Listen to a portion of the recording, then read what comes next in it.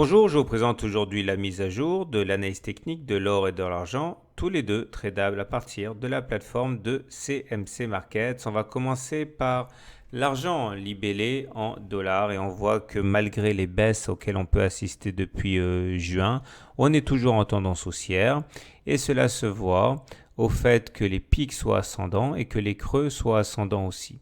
Ça se voit un autre critère qui est le fait que nous soyons au-dessus de la moyenne mobile à 30 semaines qui monte. Quand on est au-dessus d'une moyenne mobile à 30 semaines qui monte et que les pics et les creux sont ascendants, pas de doute, la tendance est encore pour l'instant haussière. D'ailleurs, c'est plutôt à court terme que cela pose problème puisque comme vous pouvez le voir, le MACD a croisé son signal à la baisse. C'est pas trop grave pour l'instant car le RSI demeure au-dessus de 50 et que le momentum demeure au-dessus de 0. Mais ça fait un indicateur important sur 3 qui est baissier.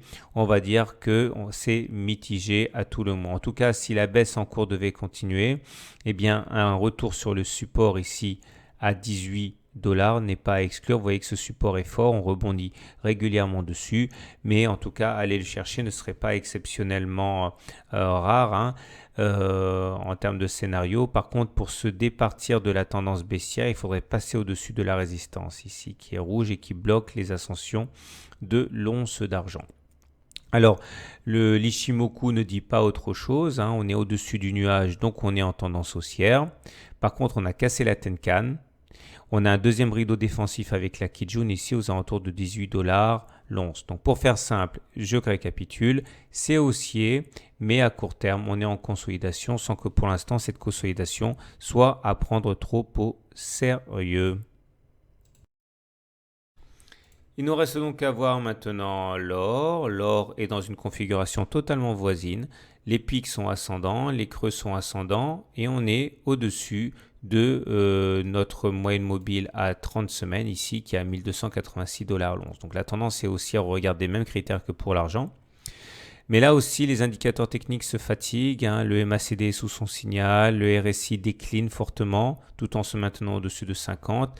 De même que le momentum qui montre la pression qui est de moins en moins haussière car on est de plus en plus proche de 0. Et là aussi, un contact avec le support ici sera déterminant. Il faut absolument le préserver, rebondir, recasser cette résistance rouge pour se redonner un petit peu de marge de manœuvre. Par contre, si on devait casser le support, eh bien, on risquerait effectivement d'accélérer la baisse.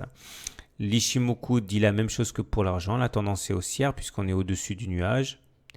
Par contre, la Tenkan a lâché. Il ne nous reste plus que la Kijun pour nous protéger. La Kijun qui a un support fort qui nous protège aux alentours de 1290 $ l'once. Donc pour l'or comme pour l'argent, même scénario, on est aussi à moyen terme, mais à court terme, c'est un petit peu plus difficile sans que cela remette en cause la tendance de moyen terme. Voilà, à la semaine prochaine pour la mise à jour de l'or et de l'argent.